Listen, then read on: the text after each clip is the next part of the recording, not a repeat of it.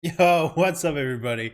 Welcome back to another video. So, in this one, we're going to go over Cyberpunk and the update 2.0 that was just released today in preparation for Phantom Liberty, which is set to come out in about 5 days on September 26th, which is also my son's birthday. So, I probably will not be playing very much of the new expansion on the 26th.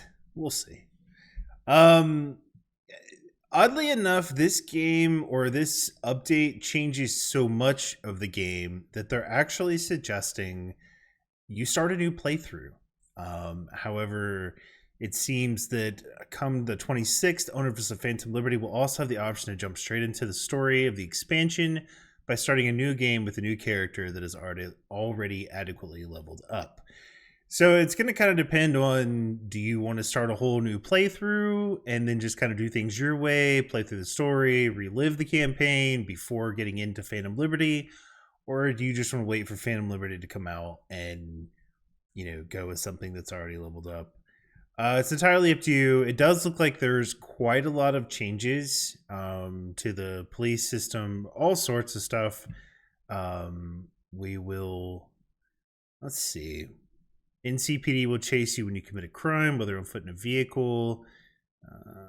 Units in pursuit and behavior will depend on your wanted level. You can now hear NCPD radio chatter through the radio. That's kind of cool, actually. And you can quick hack the officers. Let's see. Vehicle combat added the option to engage in combat while driving. Vehicle can be the first person and third person perspective. While driving, you can use pistols, submachine guns, health items. Some vehicles come up with melee combat is possible on motorcycles. Vehicle tires can now be shot or slashed. That's pretty cool, actually. That's actually really cool. Maybe I'll do a brand new playthrough tonight. Introduce new perks that unlock a variety of vehicle-related abilities, such as quick hacking vehicles, increasing collision damage, boosting vehicle weaponry. Use this and I don't know how to say these words, so yeah, get a little bit quiet. Sandevistin and Karinizakov. And the ability to exit moving vehicles quickly and stylishly. If you saw the intro video, he like jumps out of the car and up in the air, and it's actually kind of cool the way. I assume that's what it means by stylishly. Vehicles vary in durability. Vehicles equipped with crystal dome technology receive additional protection. You can now encounter protections. Oh, that's pretty cool. You can now encounter AI driven and randomized chases between different factions in a given district. That's actually pretty cool. That'd be pretty cool to encounter and watch go down. Then just loot everybody when they're dead. Yes, I am the loot goblin. Numerous improvements to AI tech, including various enhancements to enemy Netrunner AI, improved NPC reactions to grenades and their use of grenades. That's cool. Improved NPC reaction time when flanked. Man, I wish Starfield had some of this. Faster detection by enemies when you're walking or sprinting. Enemies equipped with Sandavestin cyberware will now activate it to counter a player who uses their own. That's cool. Enemies that don't hear a silenced weapon but do notice the bullet impact will now properly investigate the source of the gunshot. That's cool too. Made improvements for scenarios where a group of NPCs can join another group in combat against you.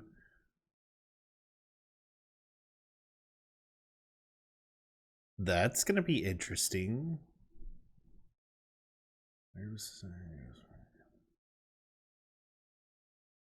Yeah, that'll be pretty cool. So it's hopefully it'll be better. It'll be like a better engagement all the way around for that, I guess.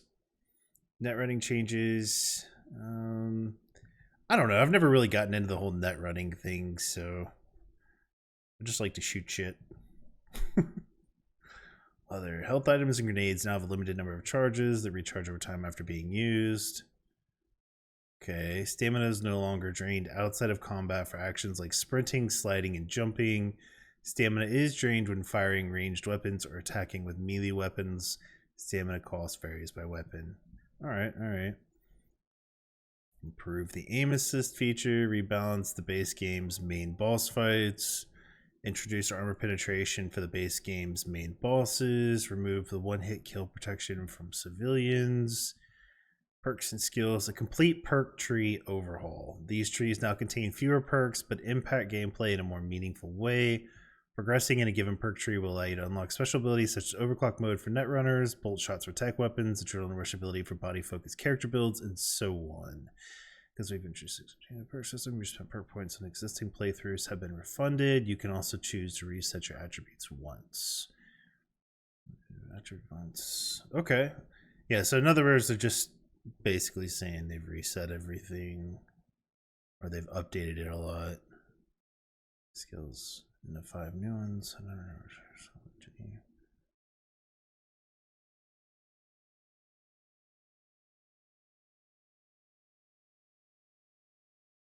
Okay. Remove the option to reset all perks at once. Instead, it's now possible to refund each perk individually for free. I don't know if that's just the one-time thing or if it's like continuously, always and forever. Attribute shards, carrying capacity shards, and cyberware capacity shards. And I do have the new relic tree. I don't know if we'll go over it too much. Let's see. Cyberware armor is now provided primarily by cyberware. Result, clothing's purpose is mostly cosmetic. Clothing items no longer have mod slots. That's all right.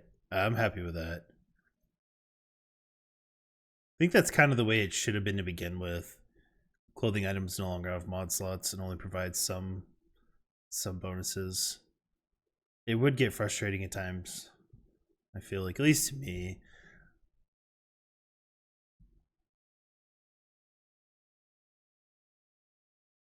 The number of cyberware implants your body can handle is now determined by your cyberware capacity. Cyberware implants are now attuned to specific attributes. The higher the attribute, the stronger the stat bonus. Upgrade cyberware on Ripperdoc screen.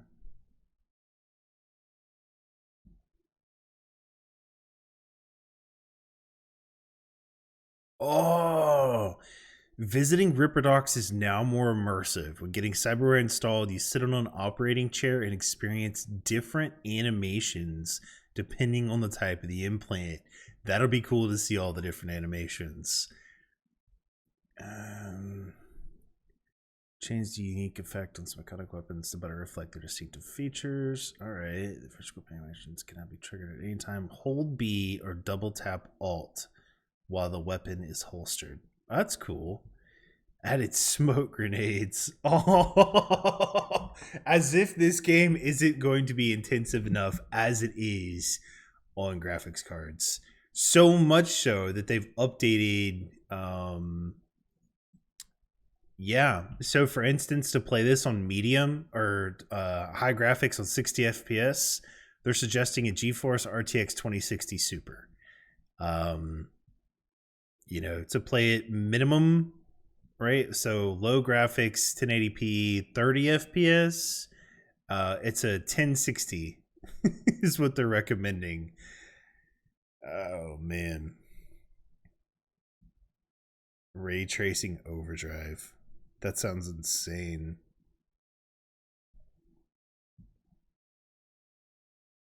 Need a 3080 Ti to play on Ultra with ray tracing. Good lord. All right. What's this one?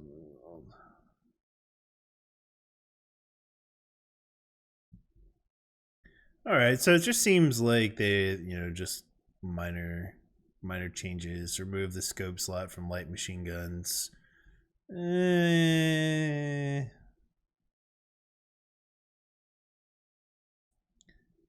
NPC vehicles can now switch lanes to avoid obstacles. All right, that's pretty cool. Pedestrians will now try to avoid running into moving vehicles. NPC drivers are now better at avoiding you when you're on foot. Improve braking, acceleration, and suspension of cars in traffic. Some NPCs might react aggressively when you hijack their vehicle. We'll have to try that. We'll have to go try that. Various improvements to traffic density depending on time of day and night, resulting in more realistic behavior. So, I mean, overall, it just seems like a massive update to the cool factor of the game, the fun factor. All engines have torque curves now, which reflect the engine's character and any power modifiers. Some adjustments in balance. Dang. Wow, they're like really getting into the depth of this game now. That's crazy.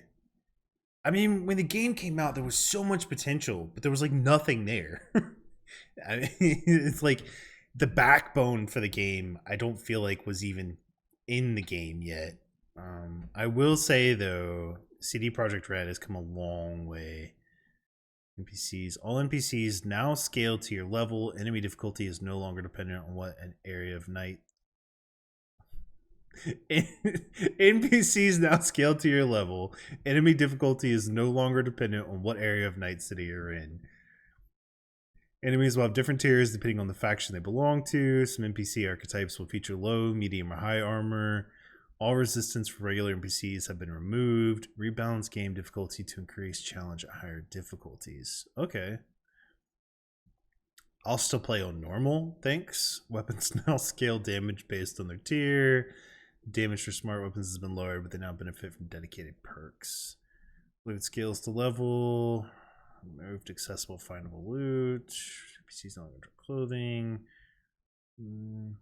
Crafting and upgrading now require only one type of component instead of multiple types. That's cool. Simplify it a little bit. Replaced all rarity levels with tiers from tier 1 to 5++. Why though? Apart from cyberware, now only iconic weapons can be upgraded. They gain a higher tier with each upgrade. Weird. Vendors. You can now access the wardrobe feature through clothing vendors. Vendor stock scale with your level, expanding as you reach a new tier. That's cool.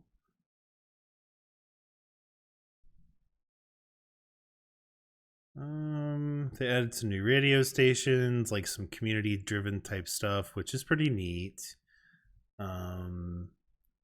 Changed the UI for the quest journal, added option to untrack a quest, overhauled phone UI to be more intuitive, review perk and so.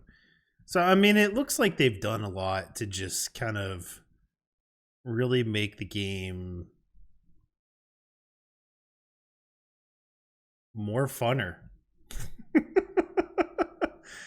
This is the website. This is good. Kind of goes over.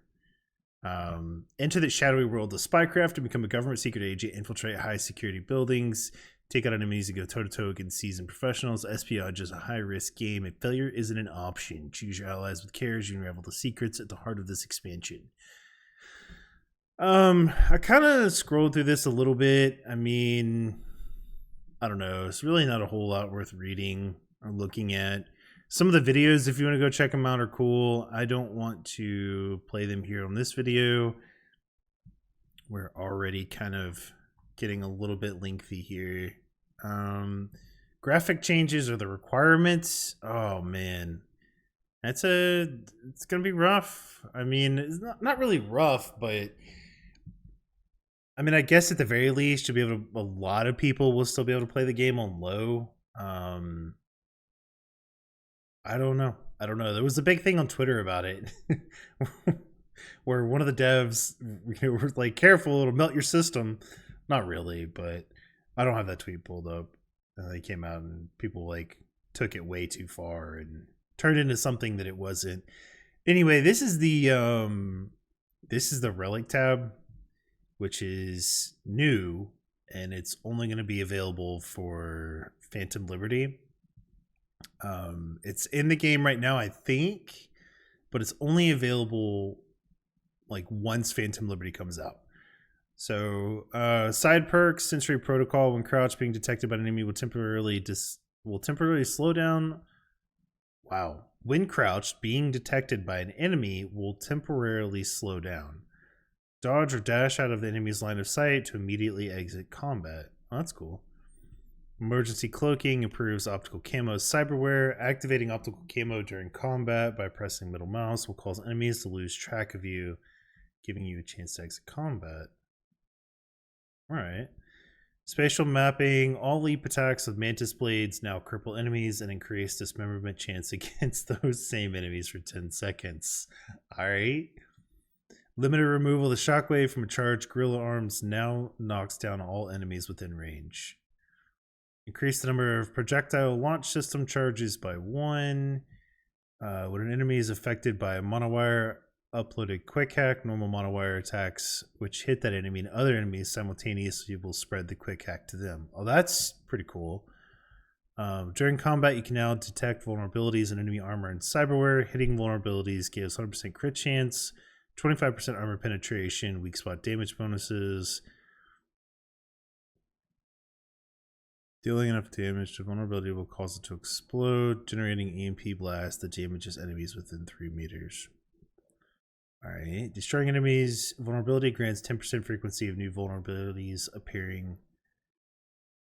Destroying an enemy's vulnerability grants plus 10% frequency of new vulnerabilities appearing, plus 5% crit damage against vulnerabilities, duration 25 seconds, effect and duration can stack 5 times, reaching max stacks doubles these effects. Alright, well, and lastly, jailbreak unlocks new abilities for armed cyberware, mantis blades, gorilla arms, project launch system, monowire. You can now overcharge the projectile launch system by holding middle mouse button. This launches a burst of 5 projectiles that covers a larger area. Attacking with gorilla arms now charges them up. When fully charged, a strong attack deals massive damage and creates a shockwave, staggering nearby enemies. Neutralizing an enemy this way will send their body flying. Dismembering an enemy or performing a finisher with mantis blades will now charge the next leap attack. Hold left mouse button and release to perform a long range leap attack. A charged leap attack with mantis blades has plus 30 meters longer reach and deals massive damage with a wide slash that hits the target and other nearby enemies. Killing an enemy with this attack also dismembers them. Monowire now has a dedicated slot for control quick hacks. To use this installed quick hack, charge the monowire by holding left mouse button fully charged.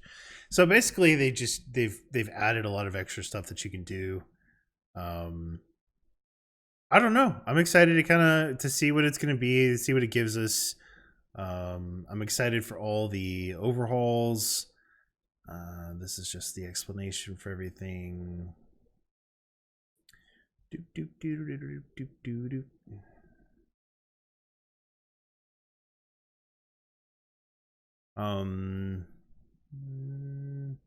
Yeah, I don't really think there's kind of like anything else to go over.